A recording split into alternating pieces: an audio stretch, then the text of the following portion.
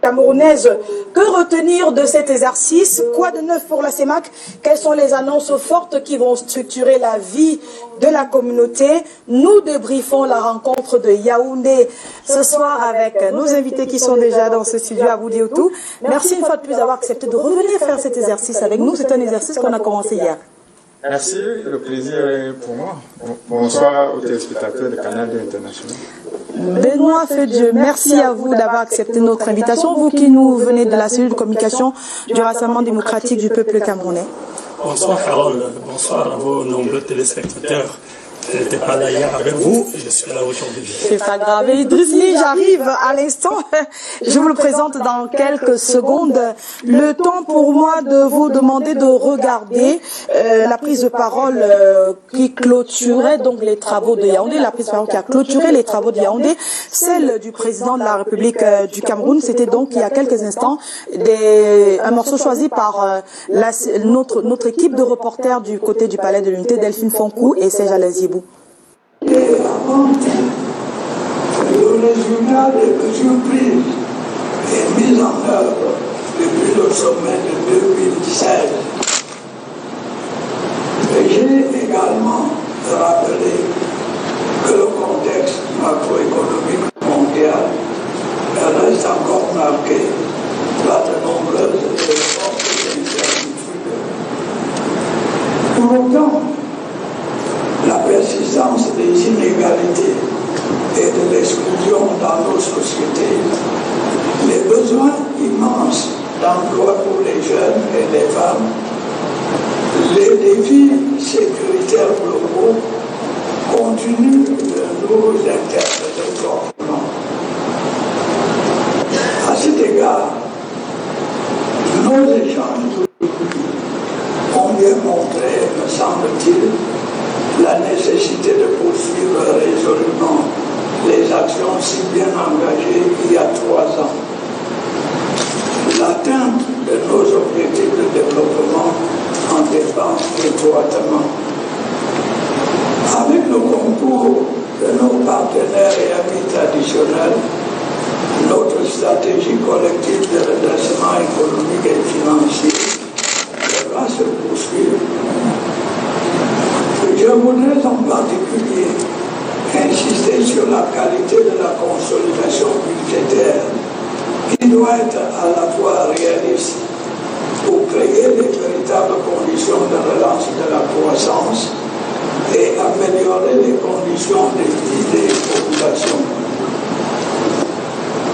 S'agissant de notre politique monétaire, elle a permis jusqu'à présent d'assurer la stabilité financière dans notre sous-région.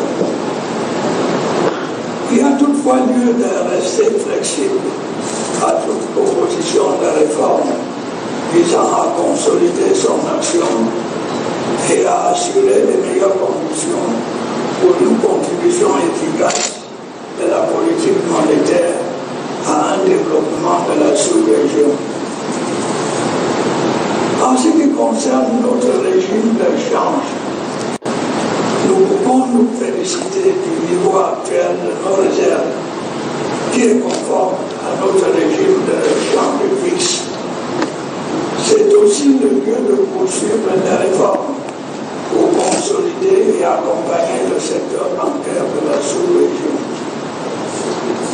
Par ailleurs, suite à l'unification des places boursières, nous devons parachever l'intégration financière sous-régionale en optimisant le fonctionnement des différents acteurs de notre marché financier.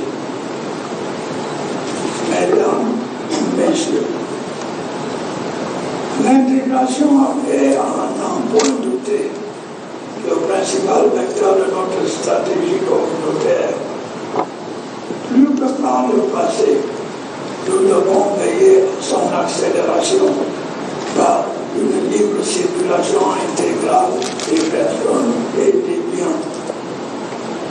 Dans le même ordre d'idée, nous devons assurer la réalisation dans les meilleurs délais de nos projets intégrateurs avec l'appui financier de nos partenaires bilatéraux et multilatéraux. Et je n'oublie pas le nécessaire renforcement de la diversification de notre économie et l'amélioration véritable du climat des affaires pour accroître le niveau d'investissement privé. Messieurs les chefs d'État et de gouvernement, mesdames et messieurs, la CEMAC réunit tous les atouts économiques et humains nécessaires pour garantir le développement économique de ses membres et le bien-être de ses populations. Il nous revient collectivement, en coopération avec nos partenaires, de créer les conditions les meilleures pour amplifier son efficacité. Nous avons, par le passé, réussi à juguler les crises de divers ordres dans une démarche commune, cohérente et concertée. Poursuivons sur cette voie et ensemble œuvrons solidairement à la concrétisation de cette idéal communautaire. Je vous remercie de votre attention.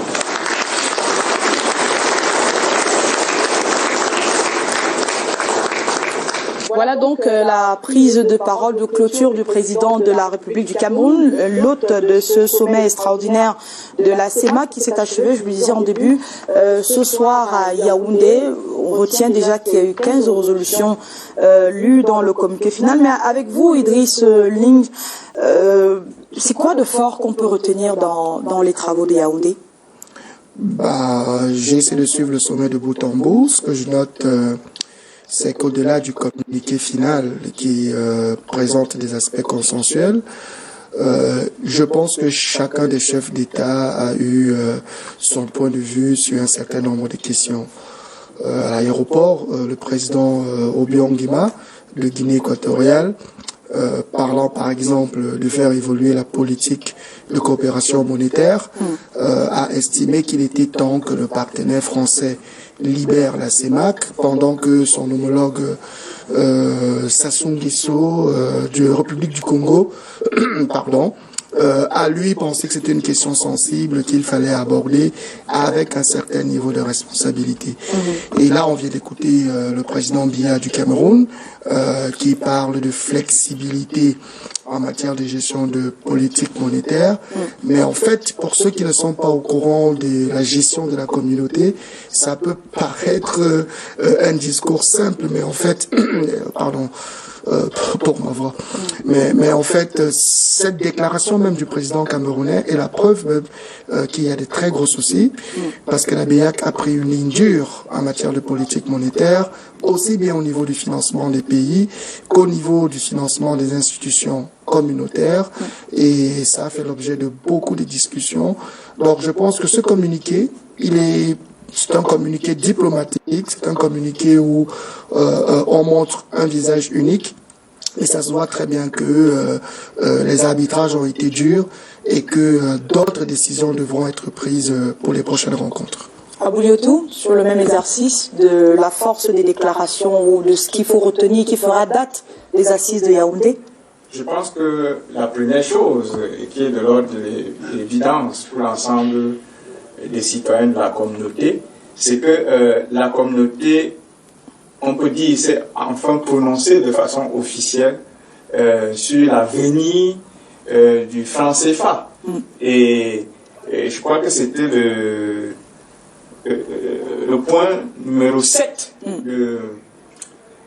de la déclaration finale, et qui disait clairement que les États de la CEMAC sont ouverts à une monnaie forte et stable, soit ouverts à une réforme de la zone monétaire, et ont d'ailleurs chargé le gouverneur de la Banque centrale de faire des propositions concrètes dans ce sens. Des conditions d'une nouvelle coopération monétaire avec la France. Exactement. Donc ça veut dire que les pays de la CEMAC se prononcent pour une révision de la coopération monétaire avec la France. Maintenant, jusqu'où cette révision va aller, je suis d'avis avec Idriss qu'il n'y a pas encore un consensus, parce qu'il y a une ligne extrême qui est portée, par exemple, par des chefs d'État comme Obiangema, qui lui parle de libération. Parce qu'une réforme n'est pas forcément une cessation de coopération. Mais le terme c'est une révision des termes. Voilà, ça peut être. Alors, le terme libération ressemble plus à une cessation de une rupture complète et assumée. Voilà, de coopération. Donc, c'est l'un des points forts. Et la deuxième chose, c'est que les pays se sont aussi mis d'accord que quelle que soit la forme que prendra cette révision de la coopération monétaire avec la France, ils vont demeurer dans une monnaie commune. Au moins ça, c'est déjà un acquis, c'est-à-dire que la révision ne peut pas prendre la forme où chaque État aurait sa monnaie. Quelle que soit la révision, ils vont demeurer dans une union monétaire. Donc voilà, de mon point de vue, ce qu'on peut noter de fort. C'est vrai qu'il y a d'autres aspects forts, mais... Ça, c'est ce qu'il y a vraiment à retenir et qui fera date des travaux de Yaoundé. Il y a d'autres éléments, on pourrait... D'accord, on revient dessus. Mais le même exercice pour vous, Benoît, sur ce qu'il y a à retenir globalement. S'il y avait une seule chose à retenir de ce sommet, ce serait quoi? Oui, Carole, il faut déjà même noter le contexte dans lequel se tenait ce sommet, parce que c'est dans un contexte un peu particulier. Et il faut le dire, mes précédents panélistes l'ont si bien souligné, le problème de la monnaie déjà. Bon, ça, ce n'est un secret pour personne parce que c'était attendu aussi. Mais là où je ne suis pas peut-être un peu d'accord, c'est que je me dis les chefs de l'État, parlant de ce problème de monnaie, ils disent pratiquement, ils sont unanimes sur une même chose, même si ça semble avoir une divergence, n'est-ce pas, d'interprétation. Parce qu'en fait, ce problème de monnaie, on est unanime qu'il faut soit réformer ou la rebâtir. Bon, alors, toutefois, ce qu'il y a lieu de faire, il y a les deux aspects non négligeables pour qu'on y arrive au bout. C'est-à-dire l'aspect juridique et l'aspect politique. Donc les tests, et la négociation de la chose. Donc c'est pas comme si on pouvait se lever un matin et puis de manière unanime on dit on fait ceci de la monnaie, on la reconduit pas, on la réforme pas. Il y a donc des négociations politiques qui entrent en jeu. C'est pour cette raison que je dis, même s'ils disent de diverses manières, ils sont quand même un point commun qui est celui, n'est-ce pas, de voir ce problème de monnaie. Au moins, ils sont d'accord que la monnaie, il faut passer à autre chose. Il faut passer à autre chose. Et c'est vrai qu'on y arrivera sur les attentes. Il faut passer à autre chose. Parce que ce problème de monnaie, la délicatesse, c'est que, est-ce que faut réformer pour réformer? Parce que si je prends le cas aujourd'hui de la CEDEAO qui se positionne vers la nouvelle monnaie qui est l'éco, j'ai toujours l'impression que si c'est ce genre de réforme où on passe tout simplement d'un nom à un autre et que les mécanismes techniques, là où on peut émettre, que tout reste dans une... Si les questions de souveraineté qui entourent la fabrication de la monnaie ne sont pas résolues, on n'aura pas beaucoup avancé? On n'aura pas beaucoup avancé. Il faut voir cet aspect juridique-là d'abord. Il faut la remonter. Maintenant, il ne faut pas aussi ignorer que les points qu'ils ont eu, n'est-ce pas, à s'accrocher là-dessus, il y a même aussi le problème des institutions de la CEMAC. Alors, parce que ce côté-là est toujours un peu, ça chancelle toujours. Est-ce que la CEMAC peut s'assurer déjà de la bonne implantation de ces institutions en année où on se trouve même avec cette taxe qui était dit la taxe d'intégration. Oui, quels sont même les moyens coercitifs qui étaient mis en place pour pouvoir la remonter. Donc, il y a un peu cet ensemble-là que nous pouvons un peu retenir. Mais Carole, je pense que je peux comprendre que beaucoup de gens soient parler de politique et juridique que vous avez raison, mais il faut très bien lire ce que les chefs d'État ils ont dit. C'est-à-dire que d'un côté on a Paul Biya par exemple qui disait que en même temps qu'on va réfléchir sur l'évolution de la coopération monétaire, on va garder le même principe de politique monétaire, c'est-à-dire de politique de création de la monnaie qui sera basée sur la stabilité extérieure de la monnaie. Rien que le fait de le dire, on n'est pas sorti de l'auberge avec les accords de coopération pour les 15-20 prochaines années. Pourquoi? Parce qu'une politique monétaire qui s'appuie sur la stabilité extérieure, ça veut dire que malgré tout, les banques n'auront pas la capacité de créer autant d'argent qu'elles le veulent. Et ça, c'est un problème fondamental. Par exemple, aujourd'hui, lorsque vous discutez avec des gens de la BEAC, ils vous disent que les gens vous disent qu'ils n'ont pas d'argent au quartier, mais la BEAC vous dit les banques ont un excès de liquidité et qu'ils ne peuvent pas permettre qu'on crée davantage de liquidité parce qu'il y a un risque que... Quand l'argent ne circule pas. Voilà. Stocké dans les banques. Voilà. Et l'économie a besoin d'argent. Elle a besoin d'argent. Donc, du coup, je pense que sur cette question, les États ont voulu rassurer plusieurs acteurs.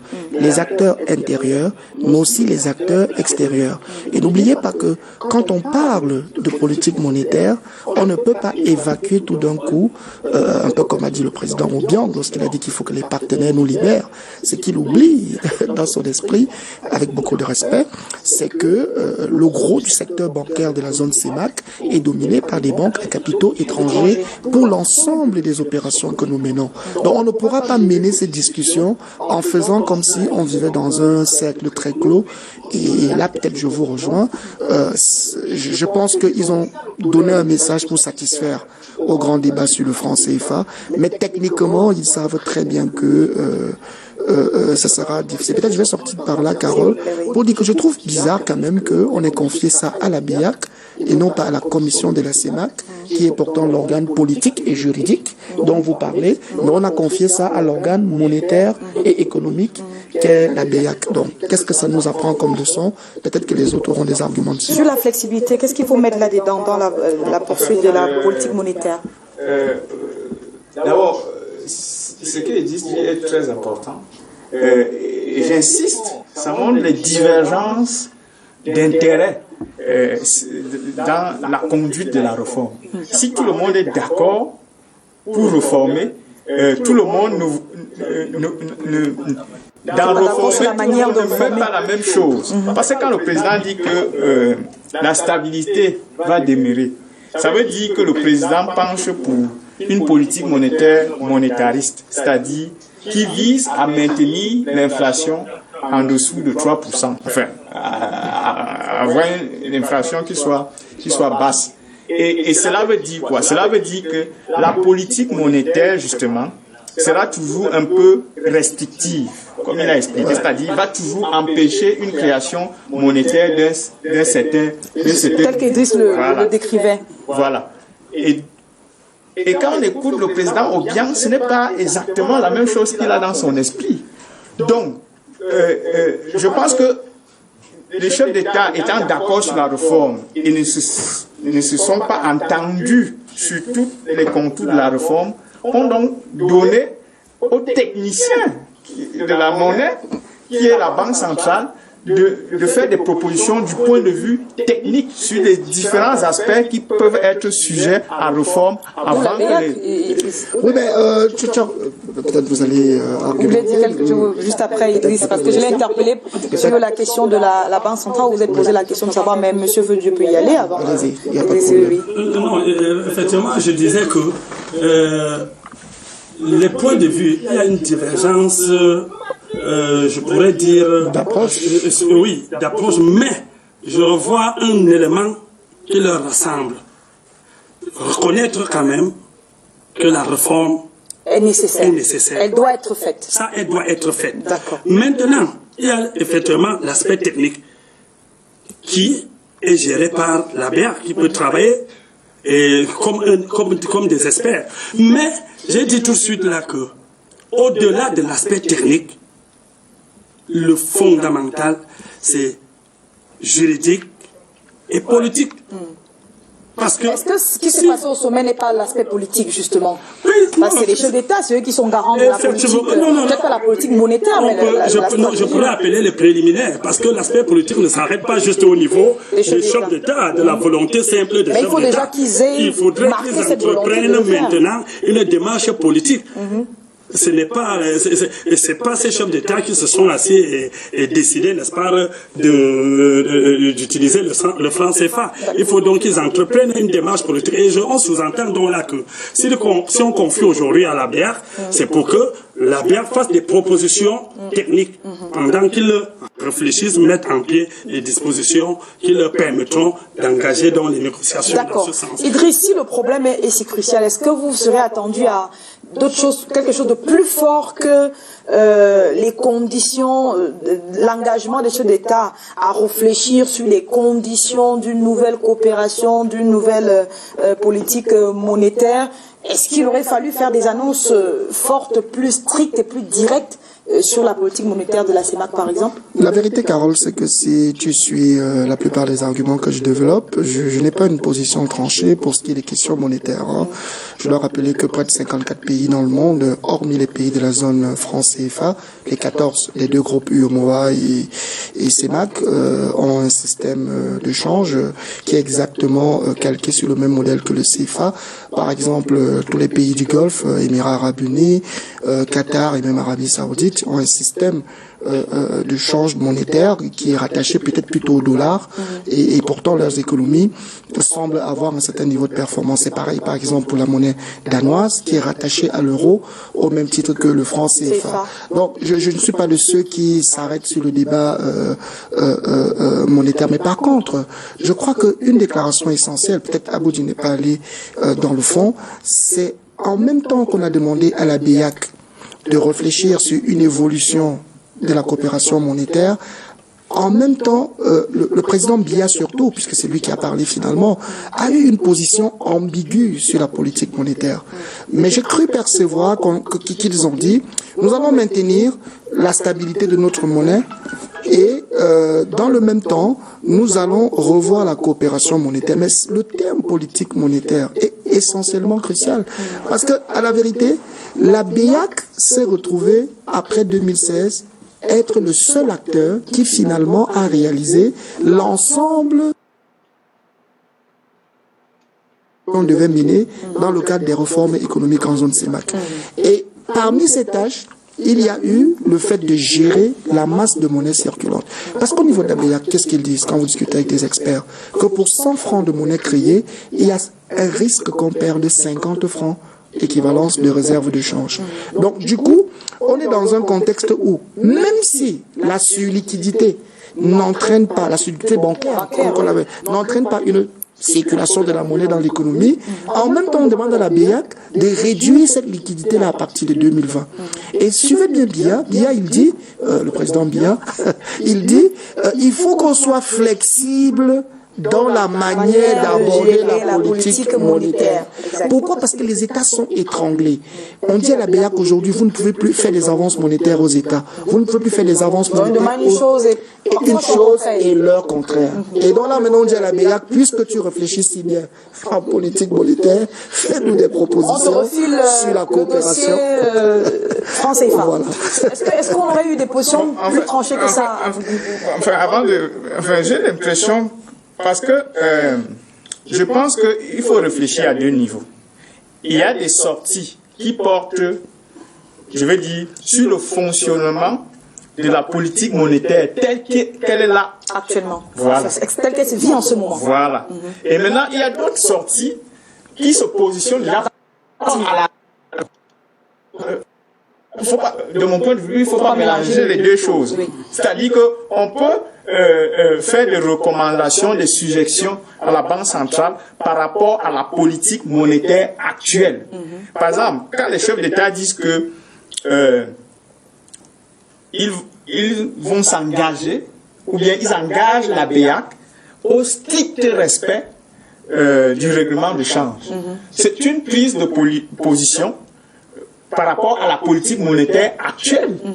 Règlement de change, pour bien expliquer aux téléspectateurs. Bon, le règlement de change, c'est l'ensemble des règles qui définissent un peu les entrées et les sorties d'argent entre la zone CEMAC et l'extérieur. C'est un peu ça, c'est-à-dire que... Y compris la zone CEDEAO? Oui, la zone CEDEAO est considérée comme l'extérieur par rapport à la zone CEMAC. Même si c'est toujours le franc CFA. Oui, mais les deux francs CFA ne sont pas interchangeables. Voilà. C'est pour ça que je pose la question, parce qu'hier on avait abordé cet aspect du franc CFA de la zone CEMAC qui ne vaut pas le franc CFA de la zone CEDEAO. La réglementation de change, c'est CEMAC extérieur, UEMOA étant extérieur. Sauf s'il y a une évolution qui permet d'avoir une seule union monétaire. Parce que dans la zone franc, il y a plusieurs unions monétaires. C'est ce que vous devez comprendre. Il y a l'UEMOA, qui est l'Union monétaire d'Afrique de l'Ouest. Il y a donc la CEMAC, qui est l'Union monétaire d'Afrique centrale. Et qui dit union monétaire dit politique monétaire identique. Voilà, donc les deux ne pratiquent pas. Donc le règlement de change donc définit les règles en matière de change entre la CEMAC et l'extérieur. C'est-à-dire que comment je fais si je veux envoyer de l'argent hors de la CEMAC, si je veux acheter quelque chose hors de la CEMAC, si je veux... Mais ça aussi, c'était attendu par les opérateurs économiques qui posaient déjà le problème des échanges avec l'extérieur vis-à-vis du franc CFA. Oui, mais les présidents, les opérateurs économiques critiquaient le niveau règlement de change. D'ailleurs, il y a encore une question qui n'est pas réglée avec le secteur extractif. Les négociations se poursuivent parce que le secteur extractif estime que tel que le règlement d'échange est libellé, il est rigide pour le fonctionnement de leur secteur. Alors quand les chefs d'État demandent, donnent le pouvoir à la BEAC de l'appliquer de manière stricte, le nouveau règlement d'échange, c'est donc contradictoire avec la flexibilité encore. C'est ce que je disais. Et puis il faut comprendre qu'on n'a pas donné le pouvoir à la BEAC.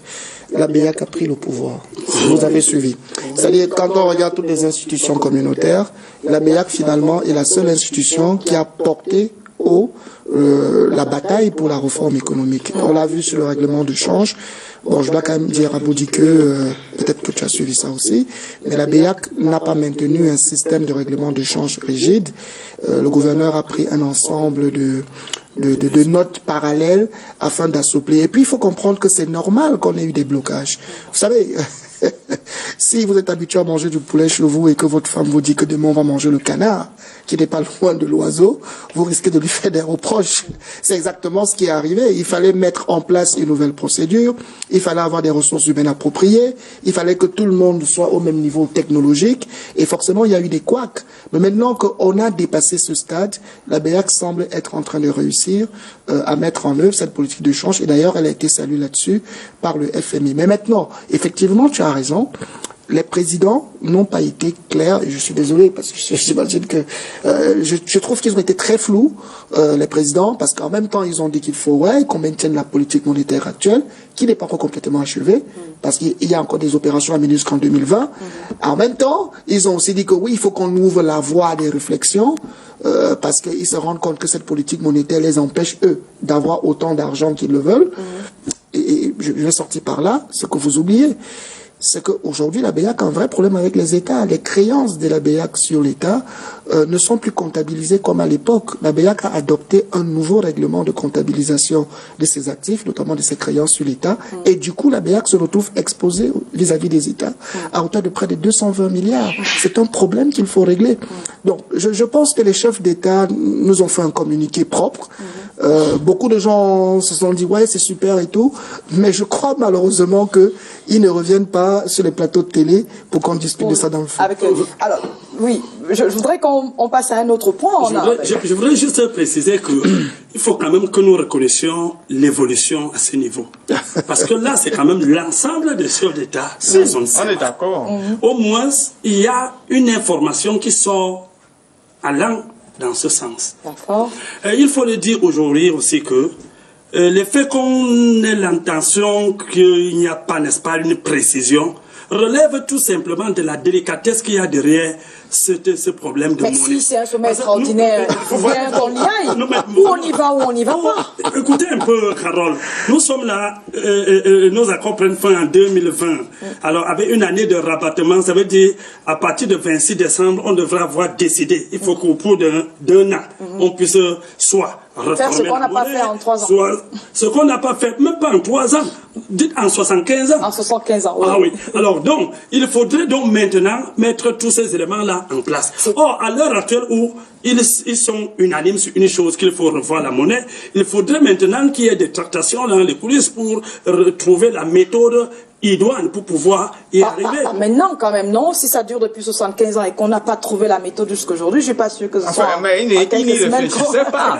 Ils y réfléchissaient, mais individuellement. D'accord. Ils tentent maintenant à se rapprocher. Je pense. Donc, sur la question, c'était un sommet pour rien ou alors c'était un sommet pour rien? Non. Sur la question de la politique monétaire. Je pense humblement que c'est très difficile l'exercice auquel nous nous livrons parce qu'aucun chef d'État n'est venu nous apporter les arbitrages qui ont été sur la table. Donc à partir du moment où on n'a pas les arbitrages, on s'en tient juste au communiqué final. Voilà, et le communiqué final ne fait pas ressortir les marges et les attentes de chaque chef d'État.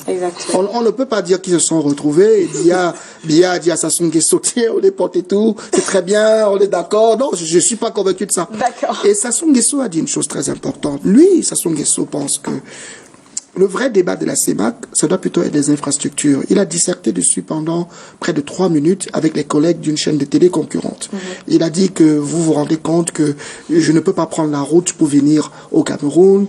Les gens ne peuvent pas partir du Cameroun pour aller vendre au Congo. Si on veut le faire, il faut qu'on prenne le bateau de Douala à Pointe-Noire. Ça n'a pas de sens. Donc, voyez, donc, Sassou Nguesso pense que il faut peut-être d'abord qu'on interconnecte réellement la CEMAC avant d'aborder les autres problèmes qui sont subis. Pose un problème des infrastructures. Et mon avis personnel est que Sassou Nguesso, il a raison. Je veux dire, vous pouvez même pas décider d'avoir une monnaie évoluée si vous n'êtes pas capable d'échanger entre vous. Vous serez toujours obligé, parce que vous ne pouvez pas aller acheter chez le voisin, d'aller acheter chez les autres. Et ils vous imposeront leur monnaie. Sur cette question d'infrastructure, est-ce que vous vous attendiez à quelque chose de plus précis dans le communiqué final?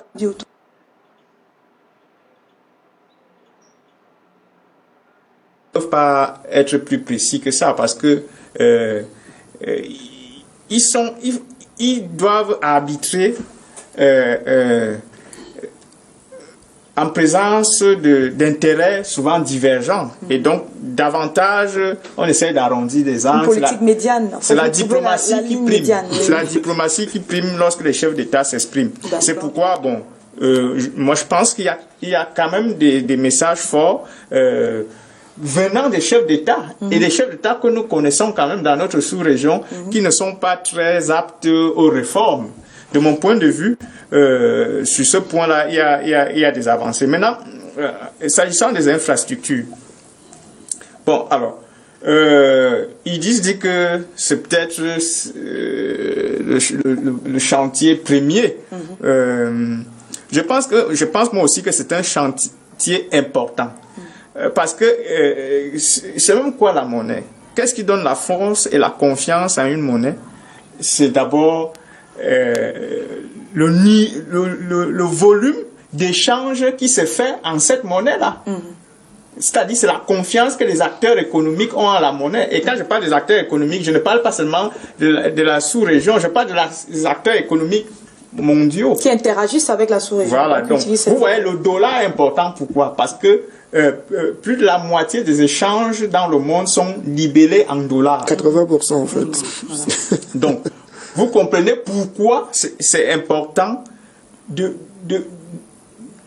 d'avoir une proportion importante dans le commerce mondial.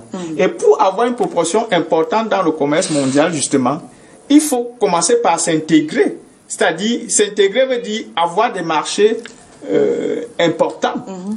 Vous comprenez? C'est ce que j'ai essayé d'expliquer hier.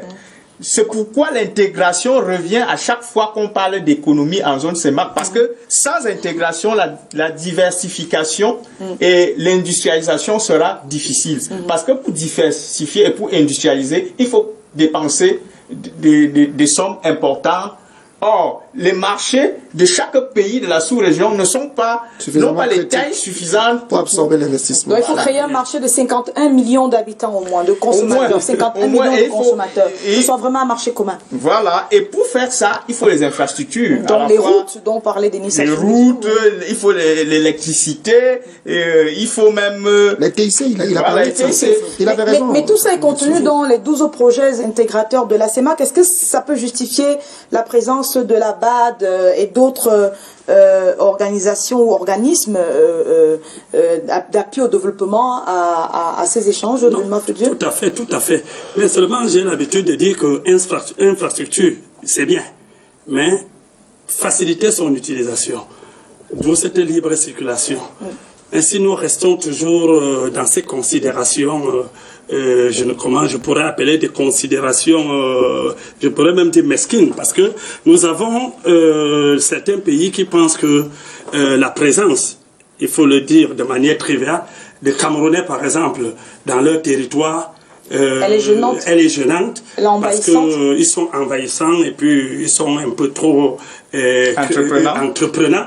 Et ça fait que, n'est-ce pas? Donc, alors, on continue à ériger les barrières et tout ça. Donc, il faut bien faire des infrastructures. Il faut aussi que les autres se comportent très bien quand ils vont dans les pays. Très bien. Mais non, ça c'est vrai. Il faudrait que nous disions quand même des vérités. Il faudrait que nous, les Camerounais, par moment, nous essayons, n'est-ce pas, de descendre de nos piédestals et comprendre que vivre avec l'autre, c'est aussi, n'est-ce pas, gérer ces mépris et ces considérations qui peuvent être tout à fait positives ou négatives, vous acceptez. Mais, je le dis sincèrement, si nous devrons construire une CEMAC forte, il faut aussi qu'on comprenne bien même l'utilité de cette intégration. Parce que je continue à dire, il y a certains pays qui pensent qu'ils en disposent beaucoup et qui sont à une démographie réduite, alors il faut qu'ils s'enferment. Alors, s'ils sont aussi sur la table de négociation et ils acceptent faire partie de la communauté, il faudrait aussi qu'ils acceptent s'ouvrir. Et on ne peut pas compter que sur des avantages. Il y a des inconvénients qu'on peut essuyer par moment pour en faire l'ensemble. Idriss Linge, ça aurait été important de faire tomber toutes les barrières et vraiment adresser le problème de l'intégration et la libre circulation à ce sommet, que cela figure aussi dans le communiqué final, puisque on le sait bien, les discussions se sont faites à huis clos Ils en ont peut-être parlé, mais est-ce que ça aurait été important de ressortir, par exemple, que 2 États sur les 6 qui avaient posé des restrictions sur la libre circulation ont décidé de tomber les barrières et qu'aujourd'hui on aura un CEMAC vraiment à 6 États? Ça aurait été important? Moi, je pense que il est légitime pour, on va pas dire 2 États, pour le Gabon et la Guinée équatoriale, d'être un tout petit peu réservé sur la possibilité qu'il y aurait que les 30 ou 35 autres millions d'habitants de la zone CEMAC puissent venir s'installer chez eux aussi facilement. Je pense que la CEMAC a hérité des frontières de la colonisation. Elle est obligée de faire ses arbitrages, mais je suis toujours un peu gêné quand on dit que le Gabon et la Guinée équatoriale sont fermés à la libre circulation. Le Cameroun aussi là, je suis désolé. Ce que vous oubliez, c'est que pour un Gabonais qui, à l'époque, quand il y avait ce problème, le Gabonais devait aussi prendre le visa à l'ambassade du Cameroun au Gabon. Et les témoignages disent que ce n'était pas quelque chose d'évident. Et les Gabonais ne sont pas les seuls à se plaindre de la lourdeur de l'administration camerounaise. Nous-mêmes, nous ne sommes pas à l'aise avec la lourdeur. Je vous prends un cas simple. À une époque, c'était compliqué pour le Camerounais d'aller au Kenya.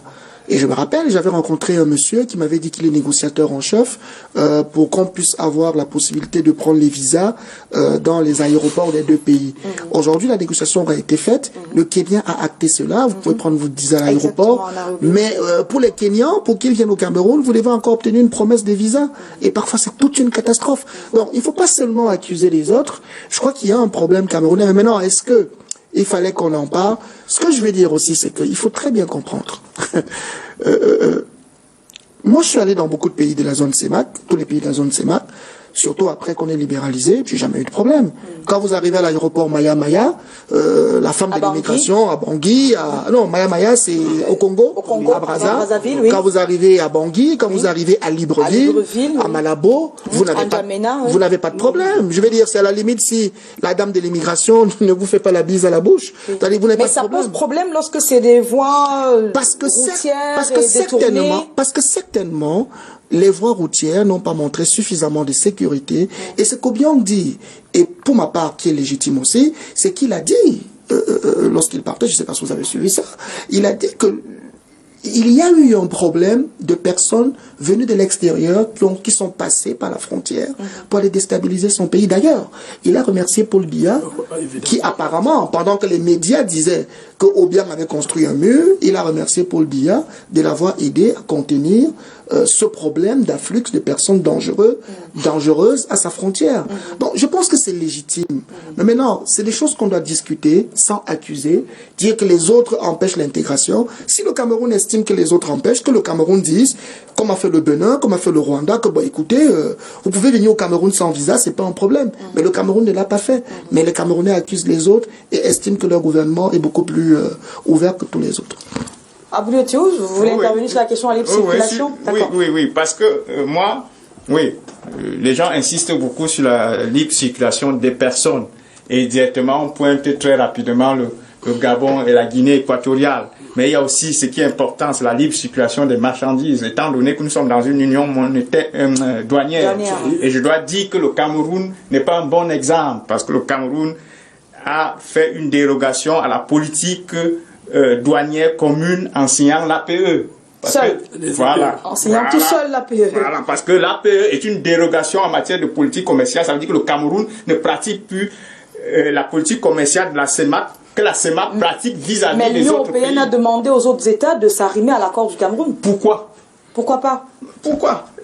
Donc, on peut aussi accuser le Cameroun. C'est ce que j'essaie de dire. Je veux dire qu'aucun pays n'est exempt de reproches en matière de facilitation ou de libre circulation, que ce soit de personnes, que ce soit de marchandises. Mais les chefs d'État en ont parlé dans le communiqué, puisqu'ils ont dit ils ont insisté sur la facilitation de la libre circulation. Parce qu'on en est là aujourd'hui. Mais ça, c'est déjà dit. Moi, je veux dire, c'est déjà entendu. Il y a 3 ans au sommet de Yaoundé, on avait dit la même chose. Ils vont faciliter encore. Oui, parce que la facilitation, c'est quoi? La facilitation, c'est aussi les mesures de sécurité dont évoquait Idriss qu'il faut prendre. C'est-à-dire que si les chefs d'État ou les pays ont le sentiment qu'en voyageant par route, on offre la même sécurité qu'en voyageant par avion, ils seront moins, comment je veux dire, moins réticents à laisser passer les gens. D'accord. Oui, je voudrais juste dire un mot, Carole, que si les chefs d'État, à travers leur communiqué, ont refait un point sur ça, ça veut dire qu'en réalité, ils ont décelé qu'il y a un problème.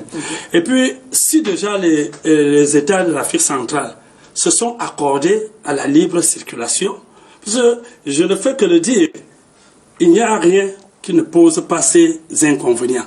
Alors, il faut donc l'appliquer. Quelle est cette mise en œuvre progressive qu'elle reste définitivement progressive? C'est ça le problème. Non, mais je au moins une petite vitesse d'implémentation. Oui, non, mais humblement. C'était ça le fondement d'une union douanière, de la CEMAC, d'une communauté, humblement, j'aurais envie de dire que vous avez raison. Si on va faire le recensement des personnes qui sont aux frontières et qui disent qu'ils veulent traverser, et c'est compliqué, parfois ils n'ont pas de passeport. Ce qu'on oublie, c'est que même s'il y a libre circulation, il y a des règles derrière cette libre circulation. On n'a pas passé plus de 90 jours. Et la preuve qu'on n'a pas passé plus de 90 jours, c'est qu'on a un passeport sur lequel on a estampillé. Et déjà, le Cameroun sur ce coup, je ne sais pas comment ça se fait au Gabon. Le Cameroun a été encore très mauvais parce qu'en plus ils ont relevé... Mais son rêve d'une libre circulation, on peut aller au Gabon avec sa carte nationale d'identité, tout simplement, et non pas d'avoir... C'était le deuxième point de mon argumentaire pour dire que vous avez raison. Même quand on évoque les questions sécuritaires, je pense que c'est des façons de dire... Même si c'est légitime, c'est des façons de dire on veut pas, parce que il n'y a pas plus insécure aujourd'hui que toute la grande zone CEDEAO qui doit faire avec le Boko Haram, qui doit faire avec le Mali, le Sahara et tout le reste. Et pourtant, dans la CEDEAO, il y a une libre circulation qui est actée. Et je suis souvent très jaloux d'avoir des collègues de la CEDEAO qui vont dans leur pays respectif sans besoin de visa. Exactement. Alors que moi, je suis obligé d'avoir mon passeport. Si je le perds, je peux pas voyager. D'accord. Vous avez raison. Sur la question de la poursuite des réformes, notamment avec le FMI, Abou Diotou, c'est une bonne nouvelle qu'on en reparle dans ce communiqué, alors qu'on sait qu'on est à la fin des premiers programmes. Bon, enfin, je ne suis pas très manichéen, c'est-à-dire voir les choses de façon c'est bon ou c'est pas bon. D'ailleurs, c'est une bonne nouvelle ou pas de le savoir?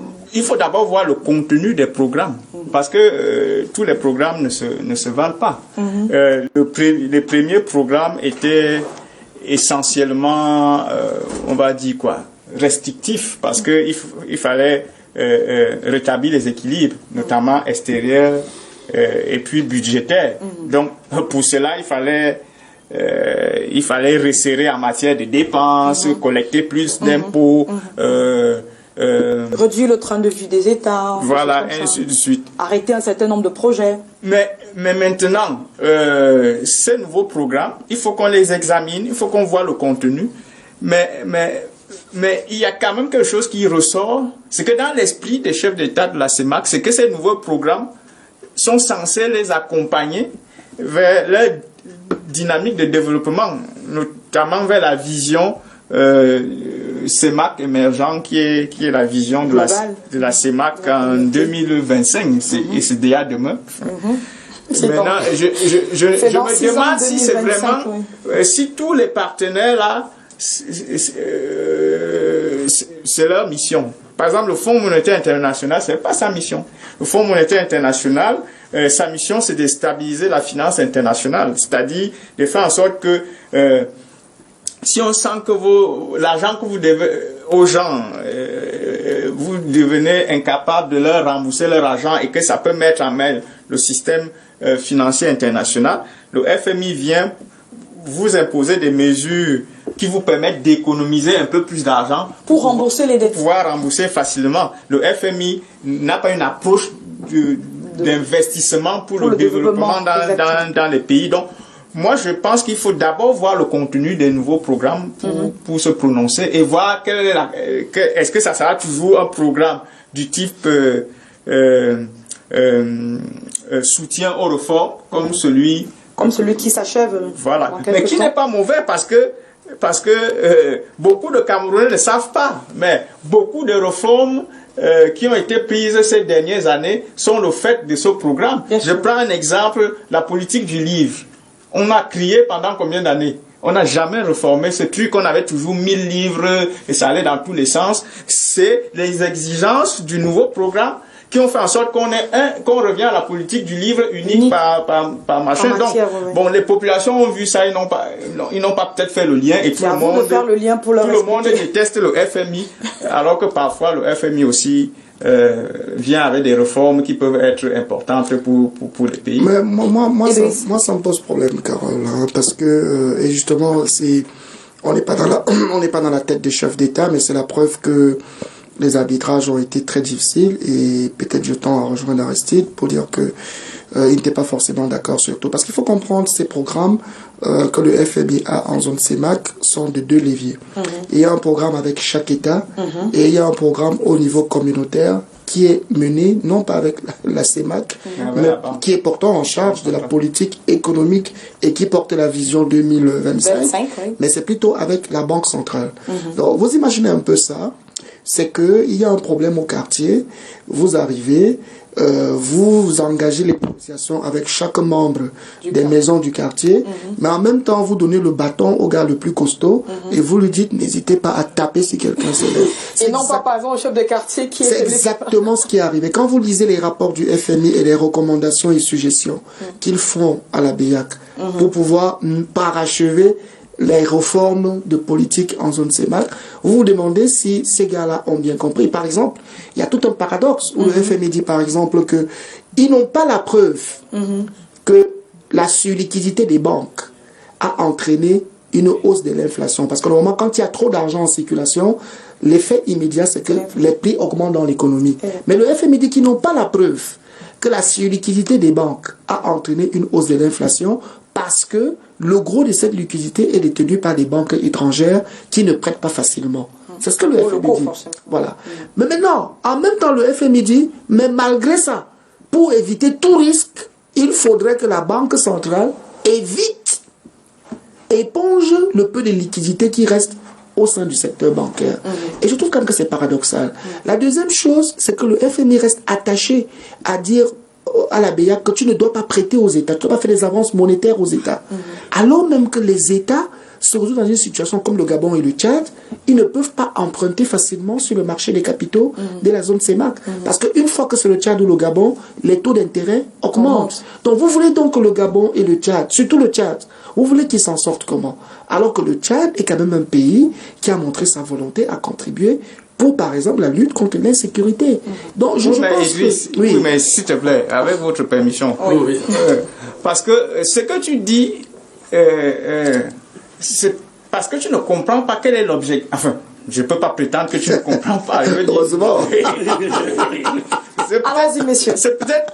Moi, je crois que cette position du FMI s'explique par l'objectif des programmes. L'objectif des programmes, c'est de refaire les réserves, c'est-à-dire refaire le stock des réserves pour éviter... Bah ça j'ai compris Aristide, c'est pour ça que je